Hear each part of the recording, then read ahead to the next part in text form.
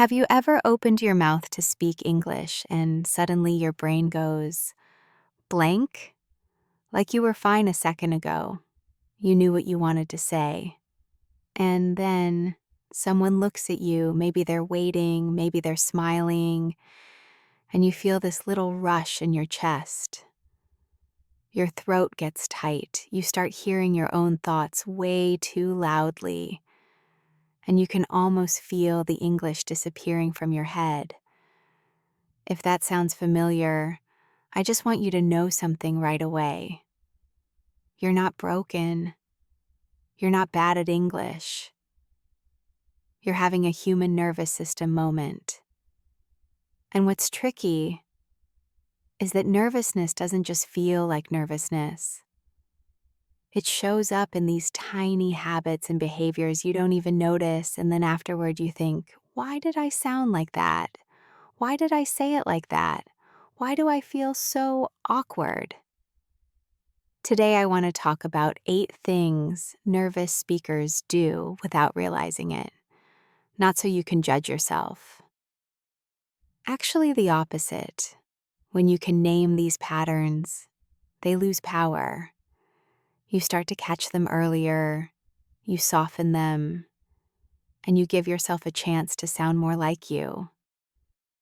And the funny part is, most of these habits are not English problems, they're pressure problems. They happen in work meetings, at the doctor's office, while traveling, during small talk, even when you're just trying to order coffee and your brain decides this is a life or death situation. So as you listen, just notice which ones feel familiar. And if you recognize yourself, good. That means you're paying attention. Not that you're failing. The first thing nervous speakers do is they hold their breath. Or they breathe really high in the chest, like tiny little breaths. And you might not even realize it's happening, but it changes everything. Your voice gets tighter, your sentences get shorter. You rush because your body is basically saying, say it fast, get out, escape. And when you're holding your breath, your brain also has less oxygen, which makes it harder to find words. So then you think the problem is vocabulary, but really it's your breathing. Next time you speak, see if you can do something almost invisible. Just let a little breath out before you start. Not a dramatic sigh, just a small release. It tells your body, I'm safe, I'm not being chased, I'm just talking. The second thing nervous speakers do is they start their sentence before they know where it's going. This one is so common with adults because you feel like you have to respond quickly. Someone asks you a question at work or a coworker makes a comment and you feel like silence means you're not fluent. So you jump in too early and then halfway through you realize you chose the wrong sentence structure. You picked the wrong verb. You started with something that's hard to finish. And then you either stop or you restart or you apologize or you get stuck. Here's what I want you to hear. Taking 1 second to think is not a failure. It's what confident speakers do. Native speakers do it all the time. A tiny pause is powerful. You can even use a simple sound while you think, like, or let me think, or good question. That buys you time and it makes you sound natural, not robotic. If you can give yourself that 1 second, your sentences will come out cleaner. Somewhere around this point, if you're the kind of person who listens to calm English like this because it helps you relax and speak more naturally, you might want to subscribe or follow the channel. Not because you have to, but just so these kinds of reminders are easy to find when you need them. Okay, back to it. The third thing nervous speakers do is They use too many filler sounds and filler words. You know the ones. Uh, um, like, actually, basically. And listen, everyone uses fillers sometimes. That's normal. The nervous version is when you're using fillers as protection. It's like you're building a little wall made of words so you don't have to fully step into the sentence. And it can make you feel even more out of control because you hear yourself doing it and you can't stop. If that's you, don't try to delete all fillers. That's stressful. Instead, replace some fillers with silence. Silence feels scary at first, but silence is confident. Silence gives your listener time. Silence gives you time. Try this. Say one sentence, then stop. Just stop. Let it land. Then continue. That's it. You'll sound clearer immediately. The fourth thing nervous speakers do is they talk too fast. This is probably the most common one I hear. And again, it makes sense. And when you're nervous, your body wants to get the moment over with. So you speed up. But when you speed up, your pronunciation gets less clear, your grammar gets messy, and then you feel worse because you think you sounded wrong. It becomes this loop. Here's the truth. You don't need to talk fast to sound fluent. Fluency is not speed. Fluency is flow. And flow needs space. And if you want one simple trick, it's this. Slow down just on the important words. You don't have to speak slowly like a movie in slow motion. Just give weight to the key words. It makes you sound more natural, and it helps your listener follow you. Think about how you speak when you're calm with a friend. You naturally slow down on what matters. The fifth thing nervous speakers do is they make their voice smaller. They speak more quietly, they fade out at the end of sentences, and they almost swallow their words. Sometimes it's because they're afraid of making a mistake, so they try to hide. Like if I speak softly, maybe no one will notice, but what happens is people ask you to repeat yourself, and then you have to say it again, and now you're even more nervous. So this is a gentle reminder.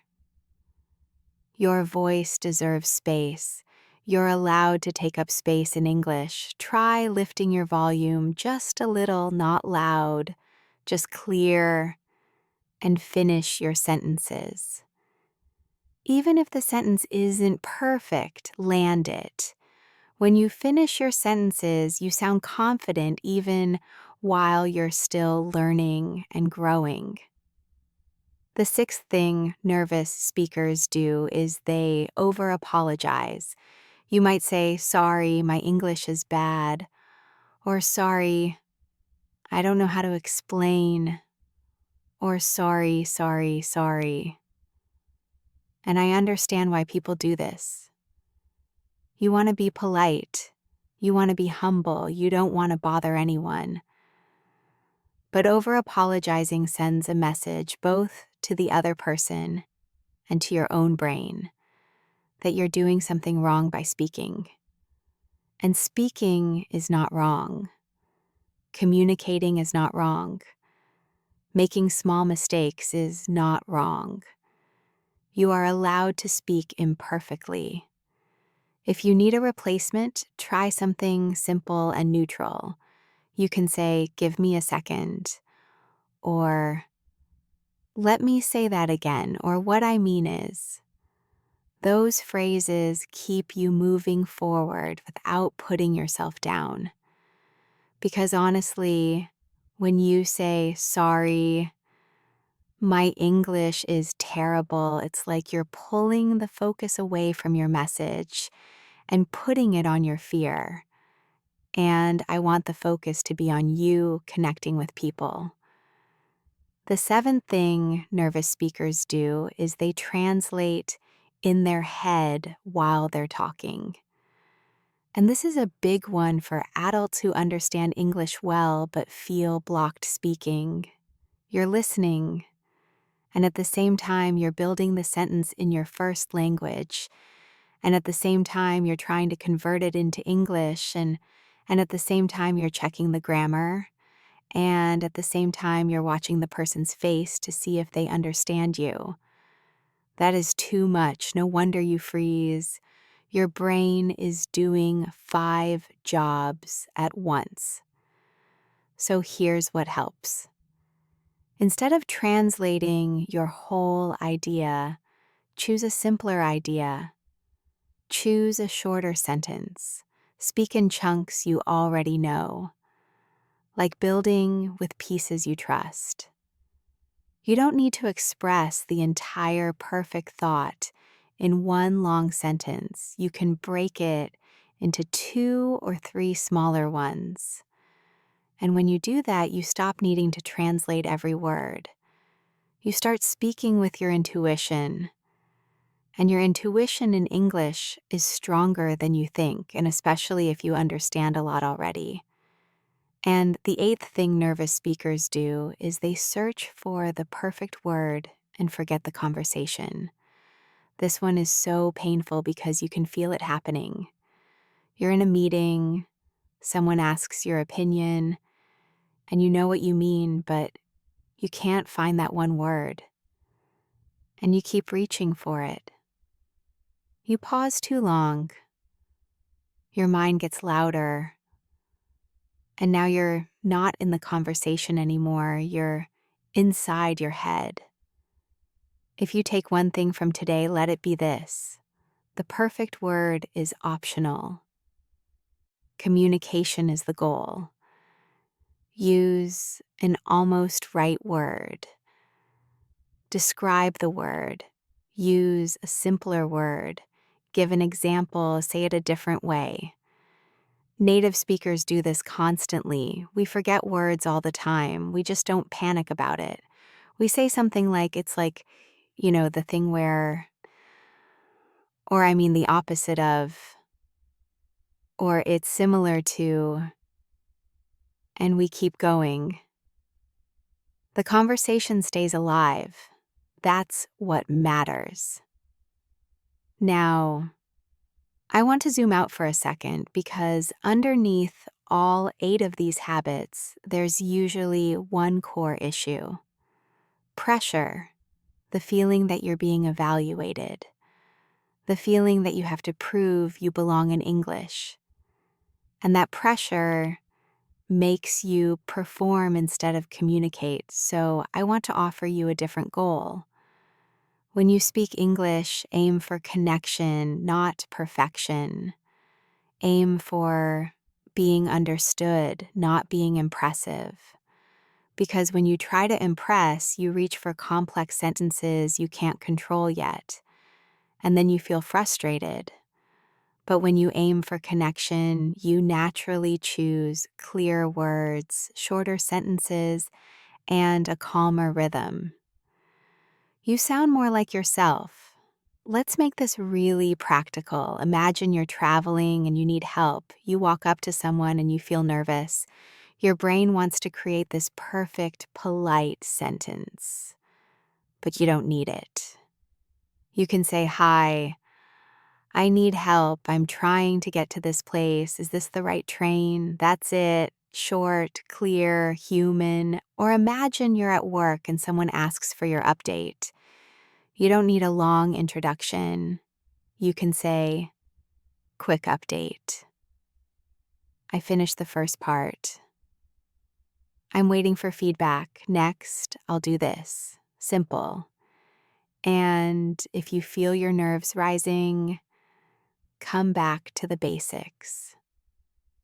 Breathe out. Slow down on the keywords. Finish your sentence.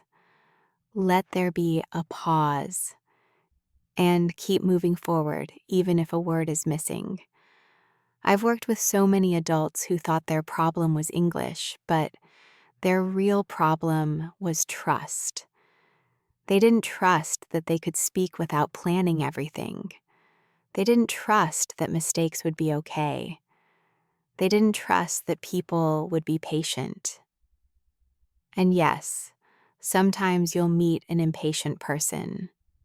That happens. But most of the time, people want to understand you. They're not waiting to judge your grammar. They're waiting to get your message, and you deserve to give your message without punishing yourself for every small imperfection.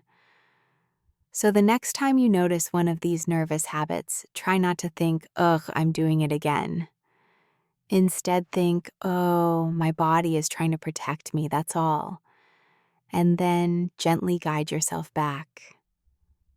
One breath, one pause, one simpler sentence, one moment of choosing connection over perfection. That's how fluency grows in real life. Not by forcing yourself to be perfect, but by staying present in the conversation, even when you're a little nervous. And if you want a tiny challenge for the next few days, pick just one thing. Not all 8, just one. Maybe it's breathing out before you speak.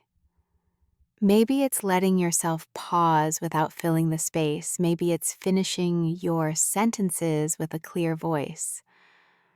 Practice that one thing in low-pressure moments. Talking to a cashier, saying one comment in a meeting, asking a simple question, making small talk for 30 seconds. You're teaching your nervous system that English is not a danger zone. It's just communication. You're already closer than you think. The fact that you can understand English means you have so much inside you already. Speaking is not about downloading new knowledge into your brain. It's about letting what's already there come out without fear controlling the moment. And that takes practice, yes, but it also takes kindness toward yourself. So take a breath, unclench a little, and give yourself permission to sound like a real person, because you are one. And real people pause, restart, search for words, laugh at mistakes, and keep going. That is not failure. That is speaking.